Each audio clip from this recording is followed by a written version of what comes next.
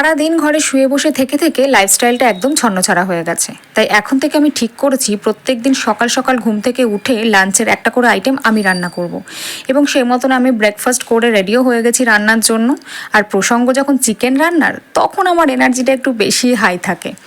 ভিডিওর ঠিক এই পোর্শনটা দেখে আমি সত্যিই অবাক হলাম। একটা সময় ছিল যখন আমি কড়াইয়ের মধ্যে সবজি দিয়ে দূর থেকে দৌড়ে পালাতাম, আর আজকে কি স্বাভাবিকভাবেই সেটা আমি ম্যানেজ করে নিচ্ছি। সত্যি দিদা ঠিকই বলতো যে একদিন আমি সব পারবো। সবটা সামলে উঠতে পারি কি না এখনও জানি না, কিন্তু আগের থেকে অনেক এক্সপার্ট হয়ে গেছি। আর তোমরা এখানে আমার মতন কে কে আছো বলো তো? রান্নার দিকে গেলে একটা কিছুতে হাত দিলেই 50 বার হাত ধুতে থাকো। আমাকে কমেন্ট করে জানাও। আমার কিন্তু এই স্বভাবটা ভীষণ আছে, একটা জিনিস ধরি আর হাত ধুই।